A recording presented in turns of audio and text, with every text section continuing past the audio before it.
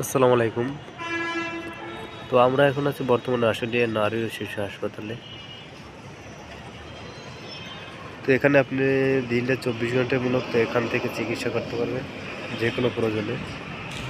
তো এখানে চিকিৎসা মোটামুটি ভালো আছে। বেশিরভাগ এখানে শিশু এবং নারী এখানে চিকিৎসা করানো হয়। এখানে এখানে আছে ভালো ভালো অভিজ্ঞমান সুচিকিৎসক। এখান থেকে আপনার সন্তানকে আপনি ডাক্তার দেখিয়ে এবং সুস্থ করতে পারবেন ইনশাআল্লাহ।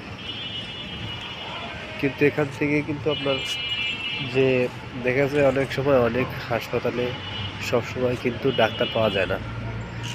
সেক্ষেত্রে কিন্তু এটা